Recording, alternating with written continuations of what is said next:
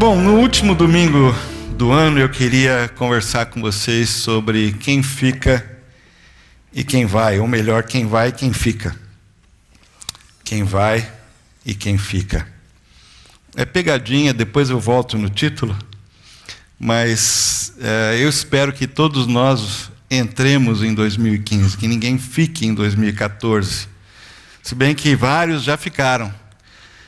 Só nessa semana, nos últimos 8, 9 dias, 3 pessoas muito queridas partiram.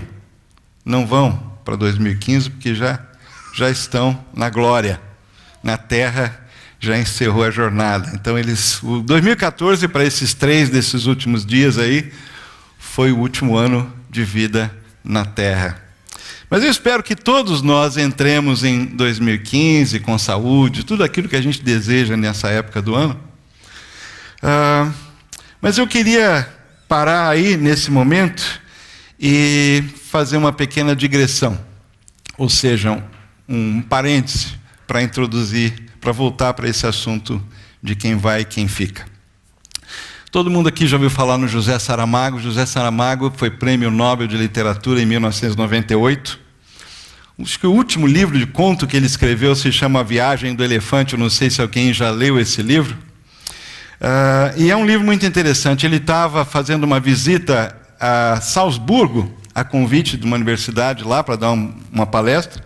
Se não me engano, foi em 2006 ou 2007. E foi convidado a ir para um restaurante comer que chamava O Elefante. E nesse restaurante de Salzburgo tinha lá um elefante mesmo, né? Uma estátua lá de um elefante. Mas isso tudo bem. Mas lá havia também um painel com alguns símbolos, e entre esses símbolos tinha lá o brasão da cidade de Belém, em Portugal, Belém de Portugal, e também o brasão da cidade de Viena, e uma linha, uma trajetória de Belém a Viena, que tem a ver com o elefante. De fato, a história narra que houve um elefante que de fato fez uma viagem de Portugal até Viena. Isso aconteceu nos idos de 1550, 51 e 52, é mais ou menos nessa época que a história acontece. Não há muitos detalhes de como foi essa viagem, mas o Saramago, quando ouviu um pouquinho dos detalhes que existem da viagem, especialmente o que aconteceu com o elefante depois que ele chegou na Áustria, isso é mais conhecido do que o tempo em que ele morou em Portugal e a viagem em si, ele resolveu então e falou, pensou, isso dá um conto, isso dá um livro. E ele começou a escrever esse livro, ele ficou muito doente, foi interrompido muitos meses, foi para o hospital, voltou, continuou e terminou o livro. E essa viagem do elefante, que foi publicada em 2008, 2 anos antes da morte do Saramago, inclusive no Brasil, é uma metáfora da vida. É uma metáfora da vida. De fato existiu no século XVI esse elefante indiano, que caminhou de Lisboa até Viena. Ninguém sabe o nome dele. Saramago, na história, no conto, chama ele de Salomão.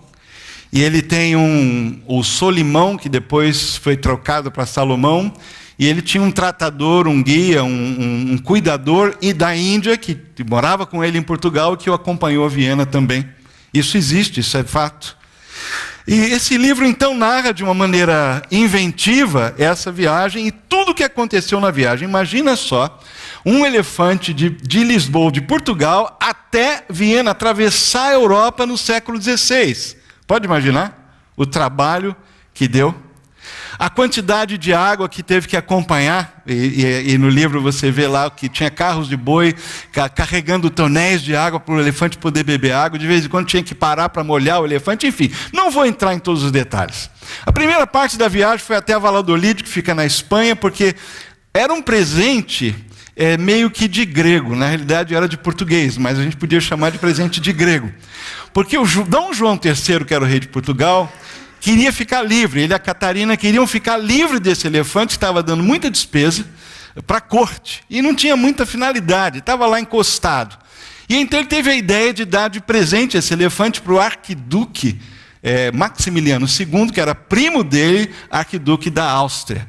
E esse ia casar, então seria um presente exótico de casamento, meio diferente, né? O pessoal procurava presentes diferentes. E ele, então, teve essa ideia de se livrar do elefante, segundo a narrativa do Saramago, e ao mesmo tempo dar um presente de casamento para o primo, né? Que presente, né? E o primo estava em Valladolid, na Espanha, nessa época, porque por uma questão de casamento, a esposa era filha do Carlos V, ele estava ali na Espanha, fazia parte das terras que ele dominava.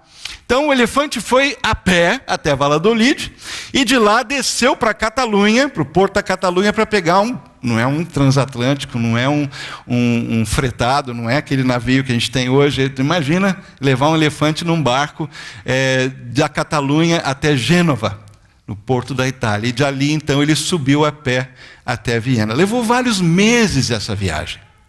Vários meses. E deu muito trabalho. E Saramago, ele é cáustico, ele tem um humor incrível.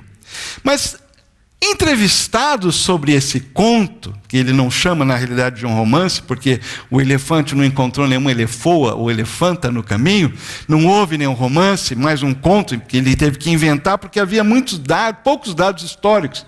Ele, numa entrevista, ele diz o seguinte: contei essa história, em primeiro lugar, porque me apeteceu.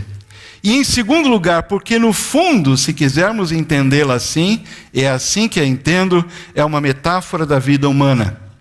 Esse elefante que tem de andar milhares de quilômetros para chegar de Lisboa a Viena, morreu 1 ano depois da chegada, palavras do Saramago.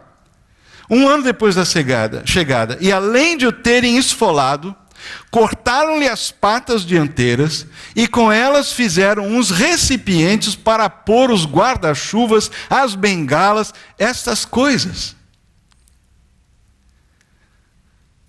Quando uma pessoa se põe a pensar no destino do elefante, que depois de tudo aquilo acaba de uma maneira quase humilhante, aquelas patas que o sustentaram durante milhares de quilômetros são transformadas em objetos, ainda por cima de mau gosto, no fundo é a vida de todos nós.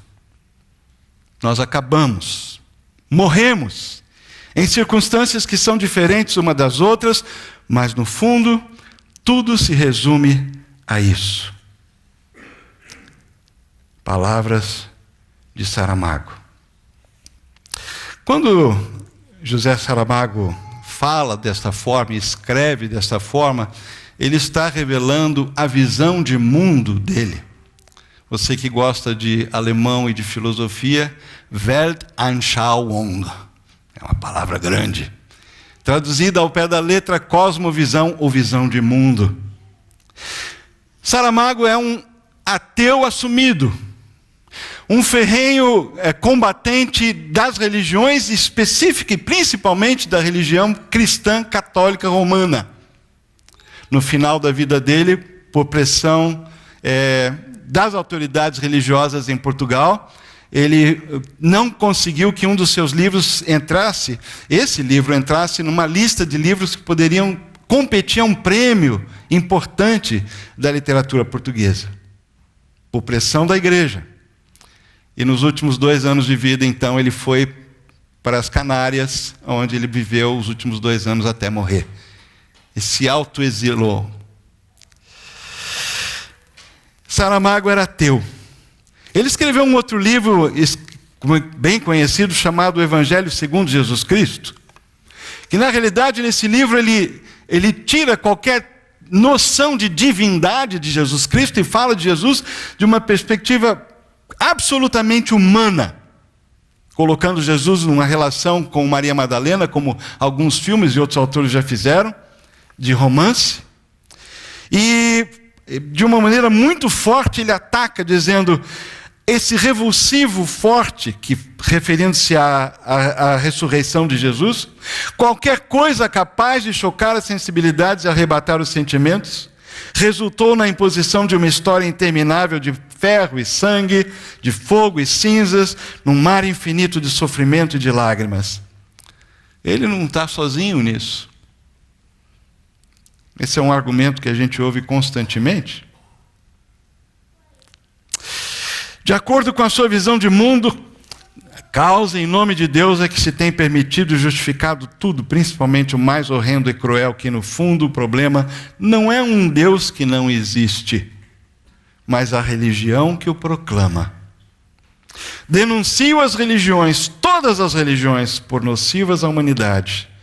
São palavras duras, mas há que dizê-las. Esse livro, o Evangelho segundo Jesus Cristo, foi publicado em 91, foi proibido em Portugal. Sofreu perseguição por causa disso. E por atentar contra a moral cristã. Visão de mundo. E Saramago era um ateu dos bons. Visão de mundo é aquela percepção geral que a pessoa tem, ou uma pessoa, um povo, uma família tem do mundo. São aquelas pressuposições fundamentais que têm aspectos cognitivos, afetivos e volitivos, e valorativos também, que um grupo de pessoas faz sobre as coisas como elas são, da natureza, que existem, e essas pressuposições servem para as pessoas organizarem a sua vida, que pertencem a um grupo. Muitas vezes a visão de mundo é fruto, e é por isso que há milhares e milhares de cosmovisões, eles são frutos de séculos de experiências que um determinado povo, tribo, clã, nação viveu, às vezes milênios. É interessante porque a gente visitou a China recentemente, eu já estive lá algumas vezes, com o Lucas e a Shayla, e a gente entra em contato com uma cultura milenar, milênios, bem diferente da nossa, com uma visão de mundo diferente da nossa. E é interessante, quando a gente chega num lugar assim, a gente percebe que as pessoas, e é uma frase que a gente aprende a entender e usar, não é errado, é diferente. É diferente. E a maneira como a gente aborda outras culturas, com a cabeça aberta, com a mente aberta, entendendo que eles vêm de um outro pressuposto, eles vêm de um outro ponto de partida, de uma outra visão da vida e do mundo. Visão de mundo. Alguém disse que uma visão de mundo, para ser completa, ela tem que ter alguns aspectos. O primeiro deles é um aspecto da ontologia, ontológica, ou seja, ela precisa explicar o mundo, a existência, a essência do que está aí, a relação dessas coisas que existem. Tem que ter também uma visão de futuro, para onde nós estamos indo. Tem que também responder às questões éticas, nos dar valores. Como devemos fazer? O que devemos fazer? Quais são os deveres? Também tem que apresentar uma teoria da ação, uma metodologia, como devemos atingir os nossos objetivos. E também uma epistemologia, o que é verdadeiro e o que é falso. Tudo isso faz parte dessa noção de visão de mundo, de cosmovisão, e todos nós temos uma visão de mundo. Uma visão que informa a nossa maneira de decidir, de agir, de escolher, de deixar de lado, de abraçar, de gostar, de não gostar. A nossa posição política, econômica, social, a maneira como a gente se relaciona, como a gente gasta o nosso tempo, tudo isso reflete ou revela a nossa visão de mundo. José Saramago,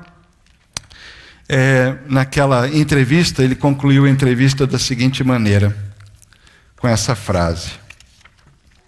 O livro tem uma epígrafe. A Viagem do Elefante, a epígrafe do livro é muito clara. Sempre acabamos por chegar aonde nos esperam. E ele disse, ela é muito clara quando diz que sempre acabamos por chegar aonde nos esperam. E o que é que nos espera? A morte, simplesmente. Essa é a visão de mundo, de alguém que não crê em Deus, num Deus que é pessoal e num Deus que é ativo e presente nesse mundo. Com isso em mente, eu gostaria de abrir a Bíblia com vocês no livro de Ruth, no 1º capítulo. E eu vou pedir para vocês acompanharem, o texto está na tela. Nós vamos ler simplesmente o texto todo, são 18 versículos, e depois eu gostaria de fazer algumas reflexões, alguns comentários. Ruth, no Antigo Testamento, capítulo 1, começando no versículo 1. Na época dos juízes, houve fome na terra. Um homem de Belém, de Judá, com a mulher e os 2 filhos, foi viver por algum tempo nas terras de Moabe. O homem chamava-se Elimeleque, sua mulher Noemi, seus 2 filhos Malom e Quilion. Eram efrateus de Belém de Judá, chegaram a Moabe e lá ficaram. Morreu Elimeleque, marido de Noemi, e ela ficou sozinha com seus 2 filhos. Eles se casaram com mulheres moabitas, uma chamada Orfa e outra Ruth. Depois de terem morado por lá quase 10 anos, morreram também Malom e Quilion, e Noemi ficou sozinha, sem os seus 2 filhos e sem o seu marido. Quando Noemi soube em Moabe que o Senhor viera em auxílio do seu povo, dando-lhe alimento, decidiu voltar com suas 2 noras para sua terra. Assim ela, com as suas 2 noras, partiu do lugar onde tinha morado. Enquanto voltavam para a terra de Judá, disse-lhes Noemi: vão, retornem para a casa de suas mães, que o Senhor seja leal com vocês, como vocês foram leais com os falecidos e comigo. O Senhor conceda que cada uma de vocês encontre segurança no lar de outro marido. E então lhes deu beijos de despedida. Mas elas começaram a chorar alto e lhe disseram: não, voltaremos com você para junto do seu povo.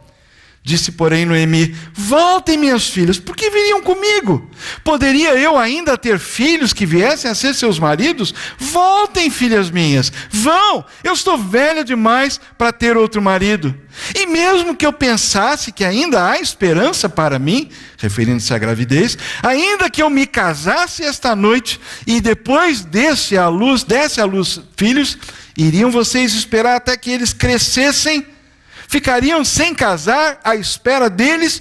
De jeito nenhum, minhas filhas. E aqui elas se referem a uma coisa bastante cultural, né? Para mim é o mais amargo do que para vocês, pois a mão do Senhor voltou-se contra mim. Elas então começaram a chorar alto de novo. E depois Orfa deu um beijo de despedida em sua sogra, mas Ruth ficou com ela. Então Noemi a aconselhou: veja, sua concunhada está voltando para o seu povo e para o seu Deus. Volte com ela. Ruth, porém, respondeu: não insistas comigo que eu te deixe e que não mais te acompanhe. Aonde fores, irei. Aonde ficares, ficarei. O teu povo será o meu povo, o teu Deus será o meu Deus. Onde morreres, morrerei, e ali serei sepultada. Que o Senhor me castigue com todo rigor, se outra coisa que não a morte me separar de ti. Quando Noemi viu que Ruth estava de fato decidida a acompanhá-la, não insistiu mais. A pergunta que eu comecei fazendo hoje é: quem vai e quem fica? Quem vai, quem fica? O livro A Viagem do Elefante é uma metáfora da vida. A vida é uma viagem. A Bíblia fala que nós somos peregrinos e forasteiros. Nós estamos de passagem no mundo. Que nosso destino final, nossa pátria não está aqui. Nós estamos aqui, mas estamos de passagem. É uma viagem, a vida de fato é uma viagem. E todo fim de ano é um momento em que a gente lembra dessa passagem da vida, né? O nosso aniversário é um momento assim que a gente conta, né? Mais um ano. E essa virada do 31 de dezembro para o 1º de janeiro é a mesma coisa. Mais um ano. E assim a gente vai, contando os dias, contando os anos, vivendo nessa viagem que é a vida. Mas nós podemos viver de inúmeras maneiras. E eu gostaria de convidar vocês a olhar para esse texto aqui, buscando pistas de uma visão de mundo cristã ou bíblica. Ou levando em conta a revelação de Deus para nós, para a nossa vida, para essa jornada, para essa viagem que é a vida. Será que esse texto tem alguma coisa para nos dizer e nos informar acerca dessa visão de mundo possível? Eu creio que sim. Eu creio que sim. Veja que nós lemos aí nos primeiros versículos que na época dos juízes houve fome na terra. E um homem de Belém de Judá. E o nome dele era Elimeleque. E eles resolvem então ir para um lugar onde eles ouvem que tem comida, que são as terras de Moabe, uma nação, um povo vizinho. E eles vão, chegam, ficam lá, criam residência. Seria uma viagem, uma vida temporária lá, quem sabe eles pensavam, vamos ficar até melhorar as coisas e tal. Só que lá, em vez de melhorar, piora, porque morre Elimeleque, os filhos se casam, mas eles também morrem, e ficam 3 mulheres viúvas sem marido e sem filho. É um drama. É um drama. É uma tragédia. Você vai em busca de algo melhor e piora. E muitas vezes na jornada da vida é isso que acontece. E o texto aqui ele é muito curioso porque ele é cheio de simbolismo. Primeiro que a cidade, a vila de Belém, Belém significa casa de pão, vamos traduzir hoje, padaria. Não tinha pão na padaria. Acabou a comida na casa de pão. O nome da cidade não representava a realidade. O nome de Elimeleque significa meu Deus é rei. Meu Deus é rei, ou seja, meu Deus está no controle de tudo. Ele toma decisão como um provedor, protetor, chefe de família, vamos embora, aqui não está dando, vamos para lá vai ser melhor. Decisão, liderança. Resultado terrível. Ele morre, os filhos morrem, e ficam 3 viúvas. 3 viúvas. Mas existe uma frase logo no início do capítulo 1, versículo 1, que dá a chave. Na época dos juízes houve fome na terra. A questão de visão de mundo, ela pode ser linear ou ela pode ser não linear. Por exemplo, a construção de mundo, de visão de mundo cristã, ela é linear, ela tem um princípio e um fim e um meio. E uma força que dirige os fatos até chegar num clímax. Nós cremos assim. Essa é a revelação bíblica. Por exemplo, outras construções de visão de mundo são diferentes, como o hinduísmo e outras, que são cíclicas. São coisas que se repetem há de infinito. Não há um sentido, simplesmente o sentido é a repetição, é o ciclo, é a espiral. Não é essa a construção cristã, bíblica, do que significa a vida. Então, quando a gente lê essa pequena frase, na época dos juízes houve fome na terra, nós somos remetidos a um outro livro do Antigo Testamento que faz par com Ruth, que é o livro dos juízes. Juízes eram líderes ad hoc, ou seja, líderes que surgiam na ocasião necessária, que Deus levantava. E quando é que Deus levantava esses juízes? E houve algumas juízas também, ou esses líderes, extemporâneos, que Deus chamava para uma missão específica. O livro dos juízes pode ser resumido como uma vida que gira num círculo vicioso. E é assim, isso foi logo depois de entrar na terra prometida, sob a liderança de Josué, conquistar a terra, ocupar a terra, e aí o povo se esquece de Deus, do Deus que os tirou da escravidão do Egito, que fez atravessar o Mar Vermelho, que sustentou durante 40 anos, que fez eles atravessar Vermelho e depois o Rio Jordão, que lhes deu a terra, que emana leite e mel. Se esqueceram desse Deus.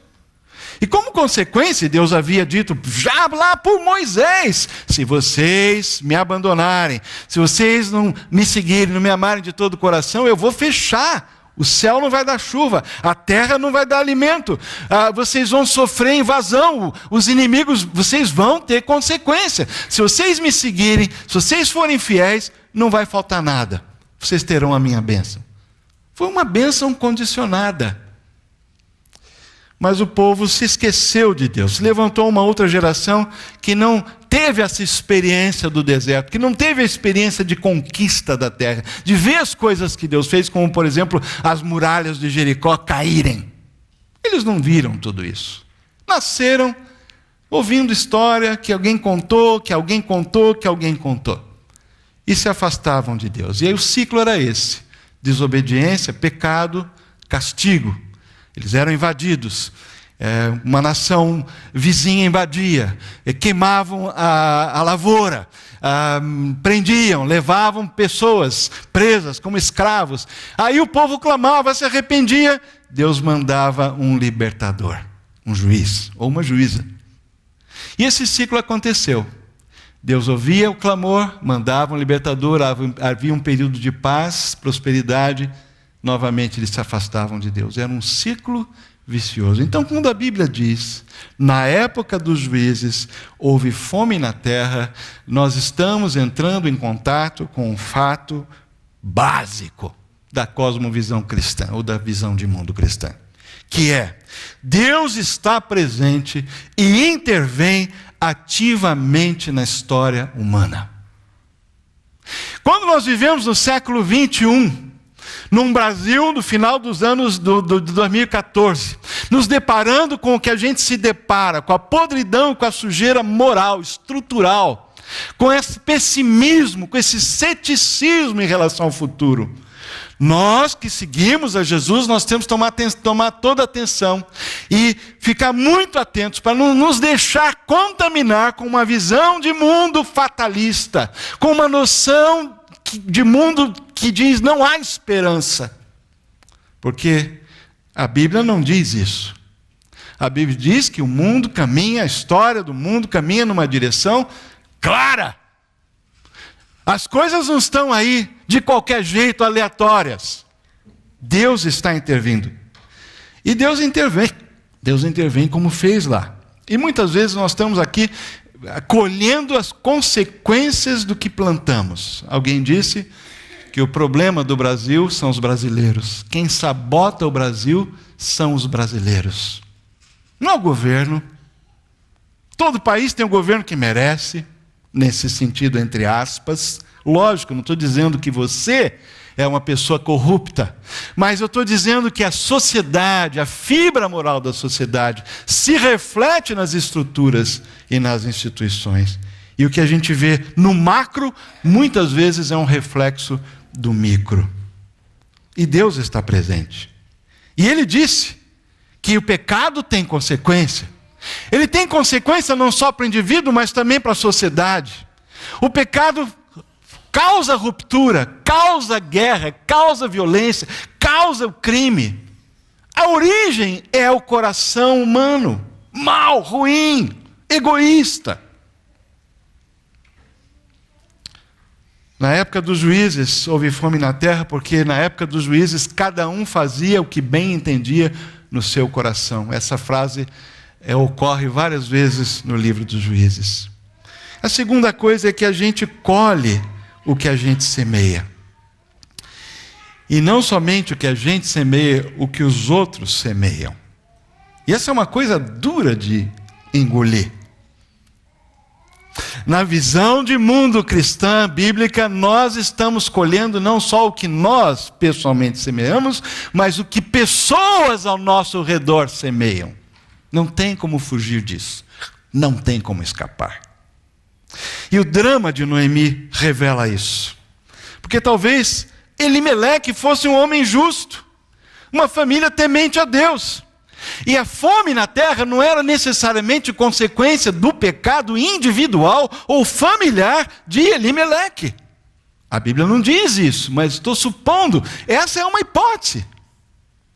Talvez até ele tenha saído de lá porque ele disse, eu não quero ficar nesse lugar de tão baixa espiritualidade. Não sei o que passou na cabeça dele.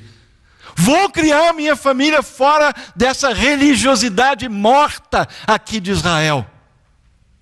Não sei. Mas às vezes a gente faz isso, não faz?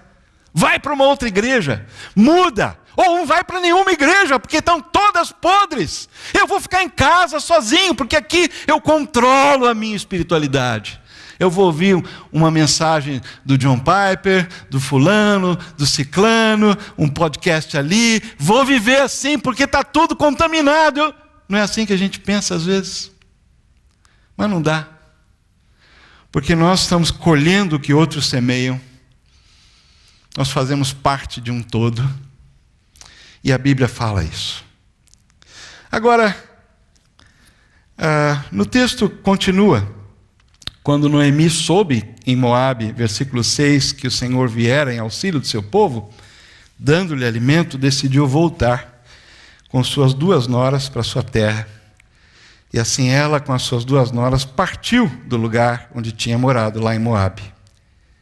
E nessa viagem, Noemi então tenta dissuadir as 2 de acompanhar Noemi de volta para sua terra, porque primeiro elas não eram de lá, elas eram de Moabe. Era um povo estranho, uma cultura diferente. O contato que Orfa e Ruth tinham com a cultura de Israel, ou judaica, era a vida familiar de Elimeleque, de Malom, Quilion e Noemi. É o que elas sabiam de Deus, do Deus que eles cultuavam. E aparentemente eles continuaram a cultuar esse Deus, mesmo morando em Moabe. Eu imagino que outras famílias talvez tenham feito a mesma coisa, por causa da situação de Belém ou da região, a fome que havia naquela região. Então ela tenta dissuadir as suas noras de acompanhá-la de volta. E muitas vezes, voltem, e ela disse, voltem para sua casa, voltem para o seu povo, voltem para suas mães, voltem para os seus deuses. Um texto aqui diz, uma hora, Noemi diz isso. Voltem para os seus deuses, casem de novo com homens da sua raça, da sua terra, da sua cultura, da sua religião. O que será que era a intenção de Noemi, né? Vamos pensar um pouquinho aqui alto, né? Porque, puxa vida, que oportunidade Noemi tinha de tirar, vamos dizer assim, 2 pagãs, né? E levar para a verdadeira religião. É assim que a gente às vezes pensa, né? Mas Noemi dissuade, tenta dizer, não, vem comigo, voltem. Talvez a motivação maior de Noemi era o fato de que ela não tinha nada para oferecer para as 2. Porque como viúva, ela estava correndo o risco, inclusive, de perder a propriedade, porque a identidade daquela época, de cada clã, de cada família, estava ligada ao pedacinho de terra que eles possuíam. Tanto tinha leis que Moisés estabeleceu, que as terras sempre, de tempos em tempos, mesmo que elas tivessem saído da mão de uma determinada família, elas voltavam. Mesmo que tivessem sido dado em garantia, como penhor, ou sei lá, numa dívida, de tantos em tantos anos as terras voltavam aos donos originais, para haver sempre equilíbrio econômico-social. Mas, quando não havia descendente, a terra ia para o parente mais próximo. Então Noemi, estava correndo o risco de ficar sem descendente, porque ela não tinha mais filho e não achava que ia casar de novo.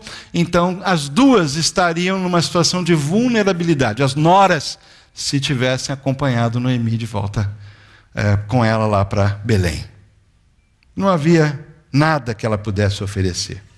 E ela até faz essa especulação, mesmo que eu pudesse casar, mesmo que eu me engravidasse hoje, casando, vocês não iam esperar os bebês nascerem, crescerem para serem os seus maridos, porque culturalmente era assim que a coisa acontecia. O parente, o homem mais próximo, tinha o direito de se casar com a viúva sem filho, para dar descendência, para que a terra pudesse continuar naquela família. E o nome se perpetuasse. Então talvez essa tenha sido realmente a motivação de Noemi. Ela não queria expor as noras a uma situação de vulnerabilidade. Num lugar onde elas não eram conhecidas, onde elas provavelmente ficariam sem raiz, depois de algum tempo, quando Noemi morresse. Enfim, é interessante essa motivação de Noemi. Só que há uma outra passagem, uma outra frase que eu acho importante ler, que nós passamos rápido aí. Quando Noemi soube em Moabe que o Senhor viera em auxílio do seu povo, dando-lhe alimento, decidiu voltar. O que a volta de Noemi revela sobre a visão de mundo dela? Ou a visão de mundo bíblica? Revela, em primeiro lugar, que a gente pode escolher viver no ambiente da graça e da misericórdia de Deus. Pode. Noemi poderia ter ficado em Moabe. Ela poderia ter ficado na companhia de suas noras, e as três ali, uma apoiando a outra, até ela ficar velhinha, morrer e pronto, acabou. Fomos para lá, meu marido morreu aqui, meus filhos morreram aqui, foram enterrados aqui, eu também quero ser enterrado ao lado deles. Não é assim que muitas vezes a gente age ou pensa? Mas não foi assim que Noemi escolheu. Ela faz uma escolha de voltar para Belém, quando ela ouve a notícia de que Deus havia mudado a situação, dando alimento ao povo. Ou seja, choveu, a terra começou a brotar e a situação mudou. Provavelmente isso casa com um juiz libertador e o povo ter se arrependido e uma nova fase de paz e prosperidade ter se iniciado. E então ela ouve essa notícia e tem o desejo de retornar. Por quê?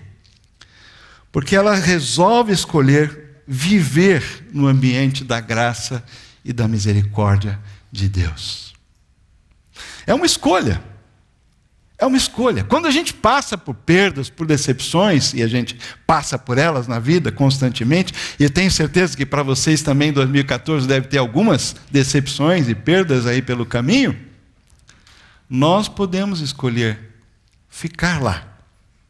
Ficar lá. Ou nós podemos escolher crer e viver num relacionamento vital com um Deus que é bom, que é misericordioso, que abençoa e que muda a nossa sorte, que muda a situação, que transforma vidas, que transforma famílias. Nós podemos crer num Deus assim. É uma escolha que nós fazemos. Ruth podia ficar lá, mas ela escolhe voltar quando ela ouve que o Senhor vier em auxílio do seu povo, porque essa era a cosmovisão, essa era a visão de mundo dela. Ela cria num Deus que age, que intervém, que transforma, que muda, que entra na situação, que liberta. Agora, principalmente, essa escolha da graça, da misericórdia, precisa acontecer na nossa vida, quando nós estamos sofrendo ainda o efeito de perdas e decepções.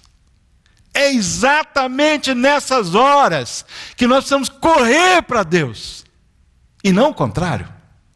A nossa tendência nessas ocasiões é nos afastar, nos esfriar em relação a Deus, culpar Deus, perguntar por que Deus. Mas é exatamente nessas horas, e essa é a cosmovisão, essa é a visão de mundo cristã, é nessas horas que corremos para Deus. É ali que precisamos clamar e escolher entrar nesse ambiente da graça e da misericórdia, do perdão de Deus. E foi isso que Noemi fez. E ela não estava bem. Veja que ela tem essa dualidade dentro dela. Ela volta, mas ela ainda está dolorida, né? E ela fala, no final do versículo 13, nós lemos: para mim é mais amargo do que para vocês, pois a mão do Senhor voltou-se contra mim. Isso era um conceito popular, e até hoje, quando a gente sofre, a gente fala: mas que mal eu fiz a Deus? Por que Deus está me perseguindo? Isso não é de hoje, está vendo? Ela estava dizendo: a mão de Deus está contra mim, porque o marido morreu, os filhos morreram, ela não tem descendente, está numa terra estranha, voltando depois de 10 anos sem nada. Então, é nessas horas que a visão de mundo cristão diz: volte-se para Deus. Deus é bom. Deus é bom. Deus é um Deus de graça. Deus é um Deus de misericórdia. Volte-se para Ele, apegue-se a Ele, busque. Buscar-me-ei e me achareis, se me buscardes de todo o coração.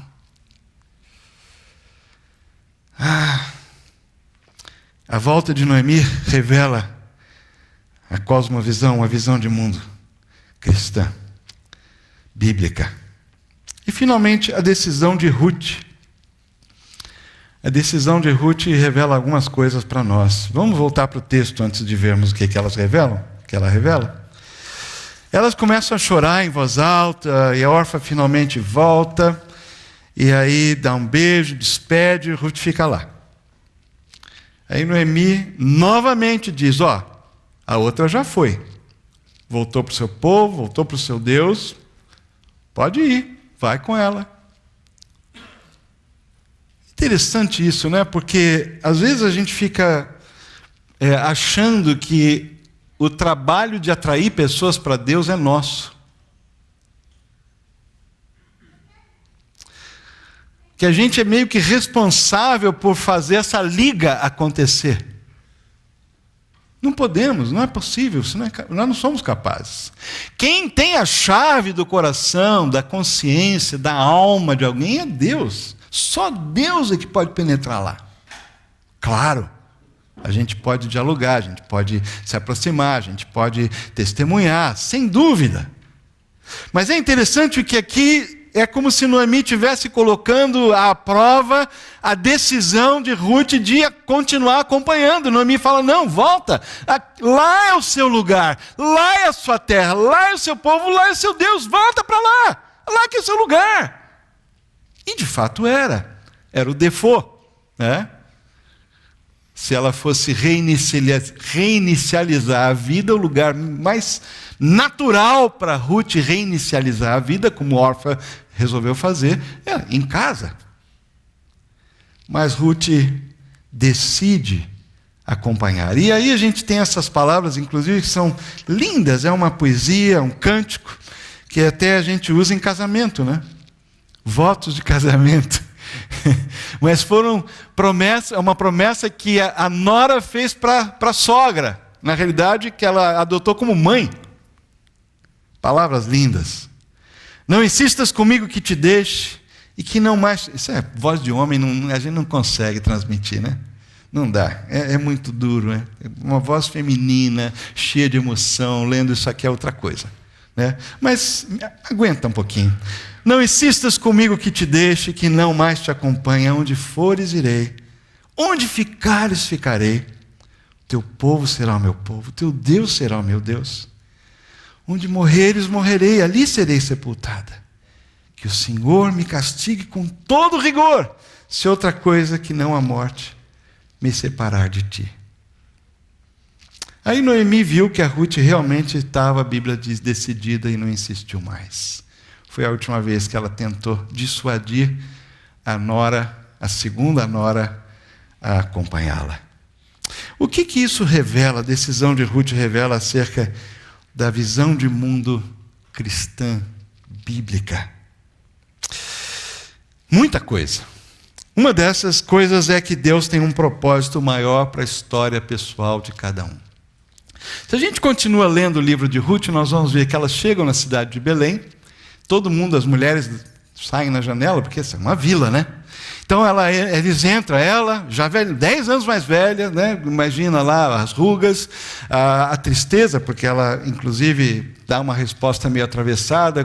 Você é Noemi, está falando, não me chame Noemi, porque Noemi significa ditosa, feliz.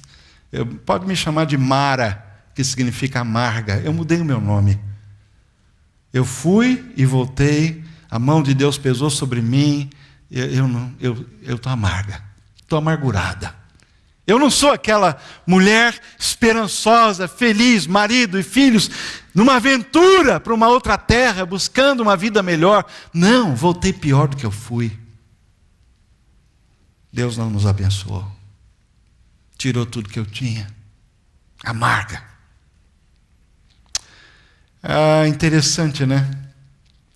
Que Deus usa a decisão de uma estrangeira para chegar na sogra. Se não fosse a decisão de Ruth, imagina só. Porque Ruth decidindo acompanhar Noemi, a Bíblia é muito interessante, ter o texto, depois você lê esse livro, são 4 capítulos, Noemi elas precisam comer.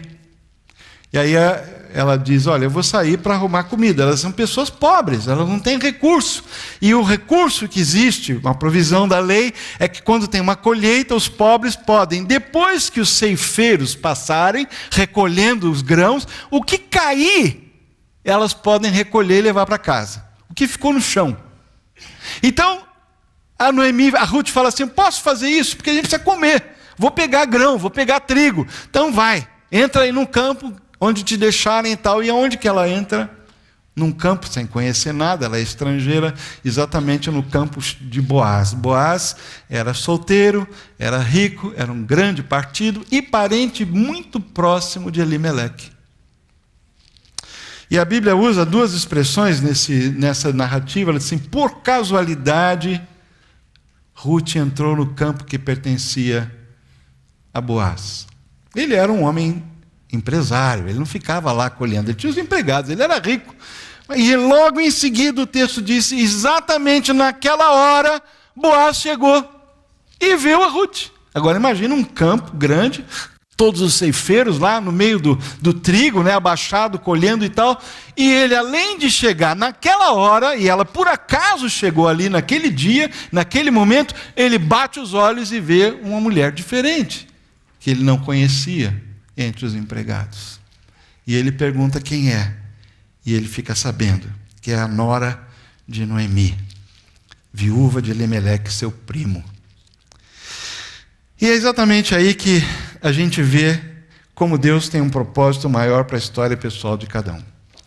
Porque Ruth acaba se casando com Boaz, e eles têm um filho chamado Obed, que vem a ser o bisavô do rei Davi, de quem descende Jesus Cristo.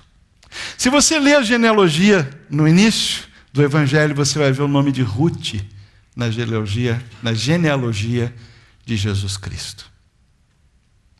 E foi através de Ruth, de uma estrangeira, que Deus mudou a sorte de Noemi. E restaurou a alegria dela. Deu a ela um futuro, uma segurança, por causa de uma decisão que revela que Deus tem um propósito maior para a história de cada um de nós. E esse propósito só vai ficar claro à medida que nós começamos a servi-lo no feijão com arroz, que eu estou chamando do dia a dia. Porque o que fez Ruth sair é que precisava comer. Eu vou trabalhar, vou catar para comer. Nada nobre, nada especial. Hoje eu vejo tanta gente assim, numa pior, gente passando por dificuldade, com o nariz empinado, né, e reclamando de Deus, sem se esforçar. Não, isso não é para mim, isso é, sabe, com uma atitude em relação à vida, como se eu mereço ser, sei lá, o rei da cocada preta, né? Se não me tratarem dessa maneira, eu tenho que começar lá em cima. Aliás, nós estamos vivendo numa época complicada. Uma época que todo mundo quer rápido. Mínimo investimento e máximo efeito e resultado. E quanto mais cedo, melhor. Tudo muito rápido. Mas Deus não trabalha assim. Deus tem um propósito para a história de cada um de nós, mas esse propósito vai ficando cada vez mais claro à medida em que a gente serve esse Deus, segue esse Deus no dia a dia. Como os ingleses, os americanos falam, no bread and butter, e a gente diria no feijão com arroz. É no dia a dia.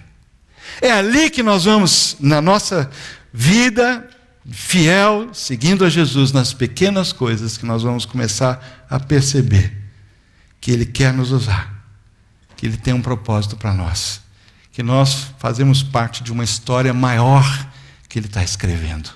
A gente é um pedacinho dessa história, mas é um pedacinho importante. E esse sentimento, essa sensação de valor, ela só pode existir, essa sensação na nossa vida, com profundidade, se for algo que Deus coloca lá. Porque qualquer outra sensação de valor próprio que nós buscarmos vai ser um saco sem fundo.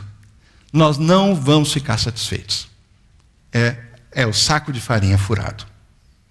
Tudo que a gente conseguir amealhar, conquistar, vencer e tal, vai ter valor, mas não vai nos dar aquela satisfação profunda no coração.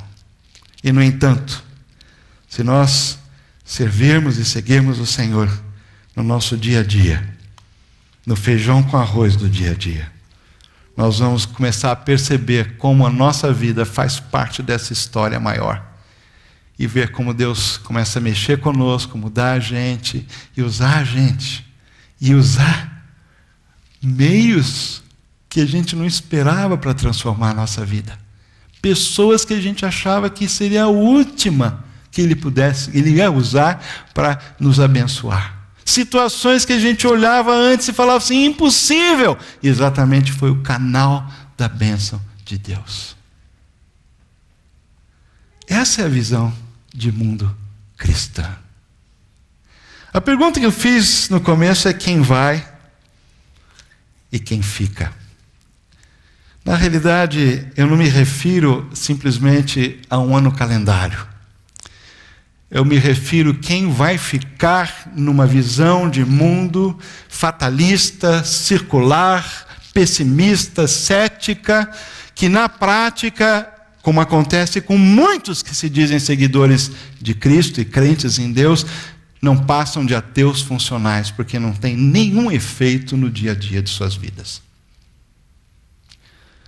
O desafio nosso nesse final de ano é quem vai para 2015 com uma nova visão de mundo, uma visão de mundo bíblica, cristã. Quem é que vai encarar a vida novamente nos próximos 12 meses, se Deus nos der vida, pela sua graça, com o realismo e com essa noção de providência, da mão invisível de Deus, da graça de Deus operando, apesar das desgraças, das escolhas que não dão aquilo que a gente imaginava, de meios que ele usa que a gente nem pensava, de uma estrangeira que resolve seguir a sogra.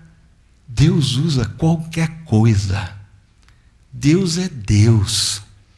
E a visão de mundo cristã é aquela que nos leva para o ano que vem, e eu espero que todos nós entremos no dia 1º com saúde, mas com uma visão diferente, com o coração renovado, crendo num Deus que é capaz de escrever a história, também incluindo a sua e a minha história.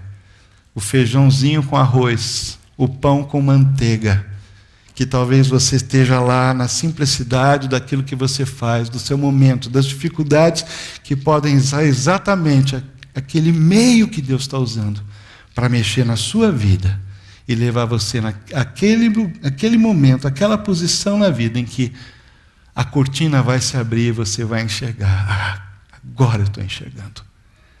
E valeu a pena. Quem é que fica com a visão de mundo antiga? Quem quer entrar em 2015 com uma nova visão de mundo? José Saramago disse que a morte, todo mundo está indo para lá. Acabou.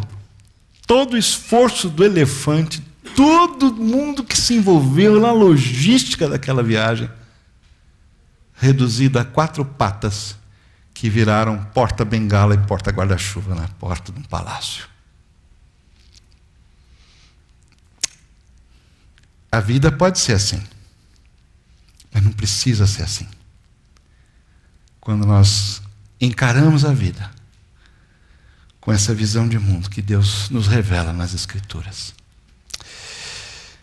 Paulo escreveu à igreja da cidade de Roma o seguinte: pois dele, falando de Jesus, por meio dele, ou por ele, para ele são todas as coisas, a ele, pois, a glória para sempre. Amém.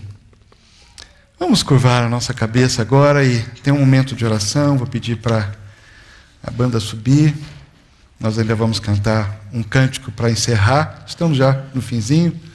Mas eu queria deixar esse instante agora para cada um fazer uma retrospectiva e responder a pergunta: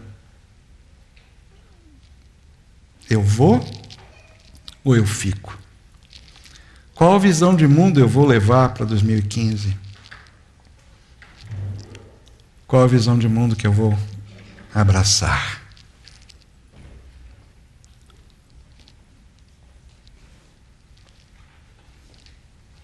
Faça no seu coração, na sua oração em silêncio, fale com Deus. Se Deus falou com você nessa manhã, se alguma coisa tocou a sua mente, a sua emoção, se você teve um desejo, uma vontade, alguma coisa o leva a agir ou fazer algo, tomar uma decisão, fazer uma escolha, abra o seu coração, abra a sua mente.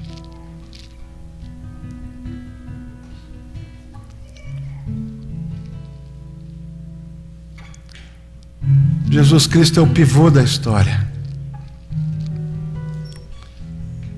Ele é o eixo de tudo.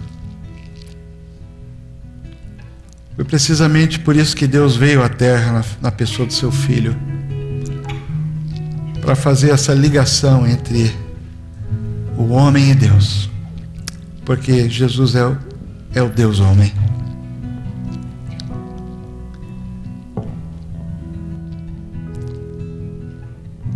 E na simplicidade do seu nascimento, que nós celebramos agora esses dias, na simplicidade de sua vida que foi vivida para os outros,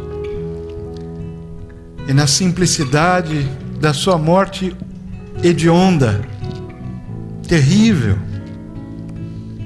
que Ele suportou por mim e por você. Aí está o princípio da vida. E na ressurreição que Saramago rejeita de uma maneira tão violenta, com consequências terríveis para ele, está a possibilidade de termos vida em Cristo, vida plena, e uma visão de mundo que nos faz entrar em 2015 com mais esperança, com mais expectativa, na certeza de que Deus está no controle de todas as coisas, e aquilo que parece não ser, pode ser o que é. Aquilo que a gente está talvez rejeitando agora, lutando contra, pode ser exatamente o veículo que Deus quer usar na nossa vida, para nos quebrar, para nos chamar a atenção, para nos preparar, para entender o que Ele quer fazer da nossa vida. Escrever uma história da qual nós fazemos parte, uma história que o glorifica, uma história que abençoa outros. E eu sei que todo mundo aqui, todos nós queremos viver dessa maneira, de uma maneira abençoadora.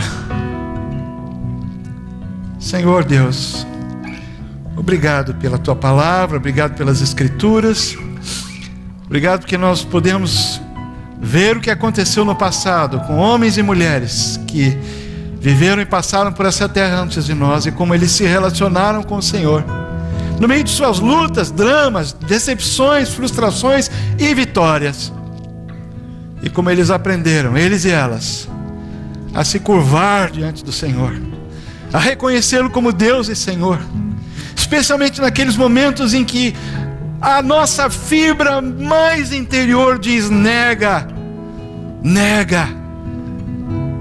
É naquela hora, Senhor, que homens e mulheres do passado se curvaram, se quebrantaram e se entregaram ao Senhor, crendo que o Senhor transforma, que o Senhor muda, que o Senhor cura, que o Senhor salva, que o Senhor liberta, que o Senhor muda a sorte, tira a amargura e dá alegria, tira ressentimento e dá perdão. O Senhor é capaz de fazer isso, Senhor. E nessa manhã nós queremos nos preparar para entrar no novo ano uma nova visão de mundo, um novo coração, uma nova perspectiva de vida. Começar por mim, Senhor. Eu te dou meu coração, como vamos cantar agora, entregando o nosso coração, nossa vida ao Senhor. Recebe-nos, Senhor. Te louvamos, te adoramos nessa manhã, no nome de Jesus. Amém.